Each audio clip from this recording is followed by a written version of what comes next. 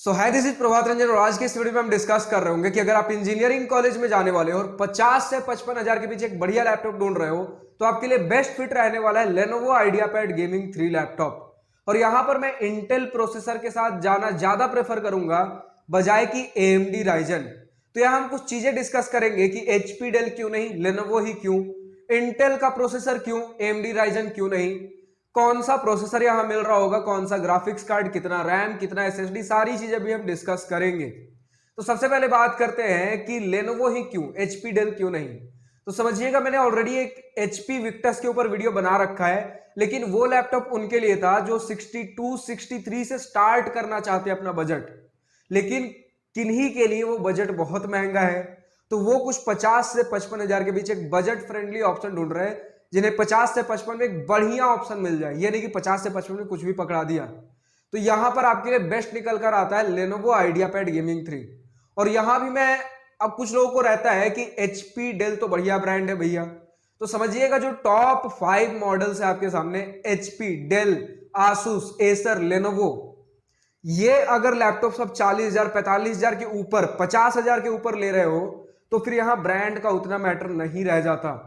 महंगे सेगमेंट में सारे ही बढ़िया लैपटॉप्स दे रहे हैं। चाहे आप लेनोवो का आइडियापैड ले लीजिए, थिंकपैड ले लीजिए, लेनोवो लीगन ले लीजिए, सारे ही 50,000 से ऊपर एक बढ़िया लैपटॉप देते हैं। बहुत बार होता है भैया ब्रांड से सर्विसिंग में दिक्कत तो नहीं होती, तो समझिएगा ये जो पांचों ब्रांड्स के मैंने नाम लिए हैं, चाहे वो आपका Lenovo, Asus, Acer, HP Dell हो गया, सर्विसिंग बहुत इजीली अवेलेबल है ऑल ओवर द इंडिया और ऑन साइट सर्विसिंग भी अवेलेबल है। तो इसलिए आप लेनोवो के साथ भी जा सकते हैं। अब मैंने HP विक्टस इसलिए बोला था क्योंकि बहुत सारे लोग HP डेल प्रेमी हैं, थोड़ा बहुत भी इधर उधर नहीं भटकना चाहते, तो उस हिसाब से आप HP विक्टस जा सकते हो। जिन्हें थोड़ा बजट बढ़ाना है, 62 63 से स्टार्टिंग करना है, वो HP विक्टस की तरफ जाइए, गेमिंग लैपटॉप है वो भी। लेकिन जो 50 55 हजार के बीच में ढूंढ रहे हैं तो Lenovo IdeaPad gaming 3 best laptop बनकर सामने आ रहा है गेमिंग लैपटॉप के मामले में। अब यहां पर मैं इंटेल के साथ क्यों जाना चाह रहा हूं, AMD राइजन क्यों नहीं, क्योंकि मैं हर बार कहता हूं कि अगर आप 50,000 के ऊपर के तरफ देख रहे हो तो ट्राई करिए इंटेल, क्योंकि इंटेल एक स्टेबल प्रोसेसर है। इंटेल में हीटिंग इशू कम है as compare to AMD Ryzen, क्योंकि प्रोसेसर यूज कर रहे हो तो चाहे वो मोबाइल या लैपटॉप, हीटिंग होनी तय है। लेकिन AMD राइजन कुछ ज्यादा हीट करता है। और ऊपर से अगर हम बात करें गेमिंग लैपटॉप्स की, तो गेमिंग लैपटॉप में जितना ज्यादा प्रेफर करिए तो आप इंटेल की तरफ जाइए, क्योंकि गेमिंग लैपटॉप में और ज्यादा हीटिंग इशू देखने को मिलता है। एक्चुअली हीटिंग इशू नहीं, हीटिंग होती है। तो इसीलिए आप देखिए गेमिंग लैपटॉप्स में डुअल फैंस दिए होते हैं। तो ऐसा नहीं है कि गेमिंग लैपटॉप हीट कर रहा है तो खराब है, गेमिंग लैपटॉप बना ही उसी वजह से है। लेकिन इसका मतलब ये नहीं हम AMD राइजन चले जाए। AMD राइजन में ज्यादा हीट होता है तो उसका लैपटॉप का लाइफ कम हो जाता है। आप AMD के साथ जाओगे तो आपका 2 साल 3 साल तो ठीक चलेगा, उसके बाद कुछ प्रॉब्लम्स क्रिएट करना, परफॉर्मेंस इशू आना चालू हो जाएगा। लेकिन वही अगर हम बात करें इंटेल की, तो आपको AMD से थोड़ा महंगा देखने को मिलता है। अगर सेम स्पेक्स की बात करें AMD और इंटेल में सेम परफॉर्मेंस की, तो आपको इंटेल 4-5 हजार रुपया महंगा देखने को मिल सकता है। बट अगर हम महंगा लैपटॉप ले रहे हैं, थोड़े ज्यादा पैसे खर्चे कर रहे हैं, तो बेहतर है कि 4-5 हजार रुपए ज्यादा देकर एक बढ़िया लैपटॉप ले जो लंबे समय तक चले। और 50,000 से ऊपर तो हम गेमिंग साइड ही जा रहे होते हैं ज्यादातर, और यहां हम गेमिंग लैपटॉप के बारे में ही बात करें तो इसलिए इंटेल। और जो 50,000 40,000 से नीचे के लैपटॉप होते हैं वहां हम उतना ज्यादा एक्सटेंसिव टास्क नहीं कर रहे होते, उतना ज्यादा हीटिंग वाला काम नहीं कर रहे होते, इसलिए वहां पर AMD राइजन सजेस्टेड होता है। इसलिए दोबारा मैं बता दूं, अगर 50,000 45 40,000 से नीचे जा रहे हो तब AMD राइजन, नहीं तो फिर उसके ऊपर 50 के ऊपर आप इंटेल की साथ ही जाइए। अब बात करते हैं कि कौन सा प्रोसेसर है इंटेल में। तो इंटेल में यहां आपको i5 11th जेन मिल रहा होगा, मोस्ट स्पेसिफिकली i5 11300H। अब यहां H का मतलब समझते हैं, चाहे AMD या फिर इंटेल, यहां पर आपको कुछ प्रोसेसर देखने को मिलेंगे जिनके आगे, नेम के आगे UPHG लगा होता है। तो देखिए H का मतलब होता है सबसे ज्यादा हैवी परफॉर्मेंस, हाई परफॉर्मेंस के लिए बनाया गया प्रोसेसर। उसमें आपको बैटरी लाइफ थोड़ी कम देखने को मिलेगी, लेकिन परफॉर्मेंस बहुत तेज देखने को मिलता है।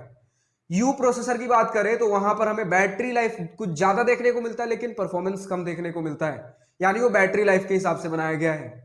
और बात करें P प्रोसेसर की, तो ये U और H दोनों का एवरेज होता है, दोनों के बीच का है, परफॉर्मेंस में भी और बैटरी लाइफ में भी। और अगर हम बात कर ले जी प्रोसेसर की तो एच से नीचे आता है, लेकिन ये ग्राफिक्स एक्सटेंसिव टास्क के लिए बनाया गया है। थोड़ा बैटरी का भी ध्यान रखता है, लेकिन थोड़ा ग्राफिक्स एक्सटेंसिव टास्क रखा गया है इसमें। लेकिन अगर हम बात करें इंजीनियरिंग स्टूडेंट के हिसाब से तो यहाँ आपको बहुत ज्यादा परफॉर्मेंस एक्सटेंसिव टास्क करने हैं। अगर आप कोडिंग का भी ब्रांच ले रहे हो तो कम से कम उसमें एंड्रॉइड डेवलपमेंट, कुछ डेवलपमेंट टास्क तो करोगे जहां पे अच्छा खासा प्रोसेसर का जरूरत पड़ता है। अगर आप कोर ब्रांचेस में भी हो जैसे मैकेनिकल, इलेक्ट्रिकल, सिविल, तो वहां भी आपको AutoCAD, CAM analysis software चलाने पड़ते हैं, जिसके वजह से वहां आपको और भी ज्यादा processor extensive, graphics card extensive task काम करने पड़ते हैं। तो यहां पर एक बेटर लैपटॉप सजेस्टेड होता है कि i5 11th या 12th जेन के साथ जाइए, कम से कम 8 GB का रैम हो और एक ग्राफिक्स कार्ड में GTX 1650 ग्राफिक्स कार्ड कम से कम आज के डेट में हो। तो इस लैपटॉप में इन तीनों जो मैंने नाम बोला, सबसे पहले प्रोसेसर में i5 11th जेन और उसके बाद 8 GB रैम, उसके बाद GTX, एनवीडिया का GTX 1650 ग्राफिक्स कार्ड लगा हुआ है। अब हाँ, अगर आपको कुछ ज्यादा ही ग्राफिक्स एक्सटेंसिव टास्क करना है, जैसे बहुत हेवी गेमिंग करनी है, बहुत हेवी वीडियो एडिटिंग करनी है, जैसे 4K वीडियो एडिटिंग, तब रिकमेंडेड है कि आप एनवीडिया के RTX 3050 के साथ जाइए, जो कि आपको HP विक्टस में देखने को मिल जाता है। उस वीडियो का लिंक आपको नीचे डिस्क्रिप्शन में मिल जाएगा, जिसमें HP विक्टस के मैंने 3 लैपटॉप्स रिकमेंड किए अलग अलग बजट पे, आप उसे जाकर चेकआउट कर सकते हो। लेकिन अगर एक इंजीनियरिंग स्टूडेंट के हिसाब से बात करें कि इंजीनियरिंग में आप कम से कम एक ठीक ठाक वीडियो एडिटिंग कर रहे होगे, 2K वीडियो एडिटिंग तक आराम से हो जाए, 4K भी थोड़ा बहुत हो ही जाए, फिर उसके बाद आपका गेमिंग भी अगर करने का मन है, थोड़ा बहुत खेलने का मन है, एंटरटेनमेंट वो भी हो जाए, और गेमिंग मतलब 1650 में किस तरीके का, तो GTA 5 आराम से खेल पाओगे। फिर उसके बाद बात कर ले कि आपका जितना भी इंजीनियरिंग में कैड कैम सॉफ्टवेयर होते हैं, सारा बहुत स्मूथली चलने वाला है, और चाहे आप एंड्रॉइड डेवलपमेंट कर रहे हो या फिर कोई भी डेवलपमेंट टास्क कर रहे हो, आराम से हो जाता है। और इसमें आपको 512 GB तक की SSD मिलने वाली है, जिसके वजह से ना कोई स्टोरेज का दिक्कत, ना ही स्पीड में कोई इशू, सारी चीजें बहुत स्मूथली होने वाली हैं। रैम की अगर बात करें तो 8 GB रैम रिकमेंडेड होता है, जो कि इस लैपटॉप में मिल रहा है। लेकिन अगर आप धीरे धीरे यूज करते हो, कोई कोई रहते हैं कुछ ज्यादा ही सॉफ्टवेयर मुझे एक साथ चलाने हैं, तो खरीद लीजिए। उसके बाद धीरे धीरे अगर आपको यूज करते हुए लग रहा है मुझे और रैम की जरूरत है, तो ये 16 GB तक एक्सपैंड हो जाता है। तो 8 GB का एक और रैम आप इसमें लगवा सकते हो, 16 GB का हो गया।